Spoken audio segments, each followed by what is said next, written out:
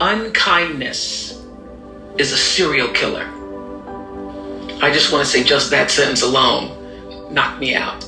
But unkindness is a serial killer, you say. Death in the flesh sometimes seems like a less excruciating way to succumb than the slow and steady venom unleashed by mean-spirited, cruel words and action that poison you over time. I guess that's why I can't stand the old children's rhyme, sticks and stones may break my bones, but words will never hurt me. Every time I hear it, I think to myself, that's a lie. You can dodge a rock, but you can't unhear a word.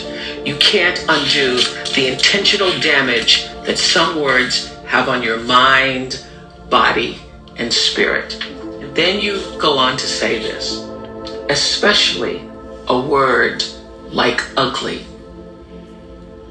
There's a funny way that some people interact with those they deem physically unattractive. Usually they stare for about a half a beat too long. When they're noticed, they smile, a small, guiltily fading smile. And then their eyes dart away, and their posture falls into an unsettling mix of toddler and chimpanzee, as if they don't know where to move next. Suddenly, they're fascinated by the nothingness over your shoulder. I know this act all too well, and I have seen it so often that I can spot it in the split second it takes to pass a stranger on the street.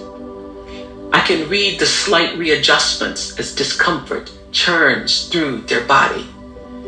There is just a millisecond of disgust, sometimes offset by embarrassment, and then, if confronted by my brief, unrelenting stare, guilt. I know this because I'm ugly. At least that's what the world finds new ways to tell me every day. I was pierced by that. I wasn't ready for you to read that. I am pierced by that and what it took for you to get to that.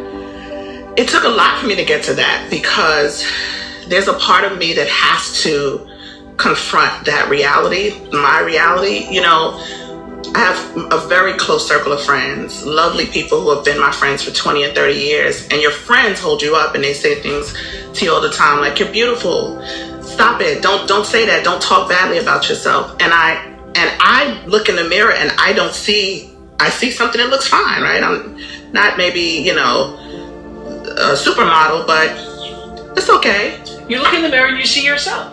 I see myself and I don't feel any type of way, right? I'm like, hey, you're a cool person.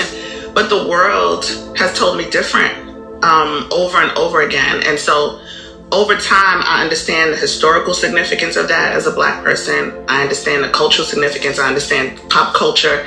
And intellectually, it makes sense, but it doesn't change what it feels like, right? And dealing with the abuse the violence and abuse that I dealt with as a child, I let that become the reason. I just married all that together. Oh, this must have happened to me because I look differently than everybody else, or because people just find all these different ways to keep telling me I'm ugly. And if you don't like, I never could understand unkindness. It seems really naive to say to some people.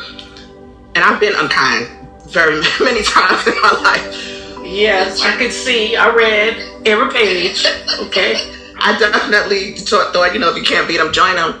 But just fundamentally, I don't understand unkindness because it's just not necessary. Like, you don't like the way I look. That's why that line is so powerful, Tarana. Unkindness is a serial killer, because once it gets put out there into the world, you're unkind to somebody and then they take that energy and then they're unkind to somebody else.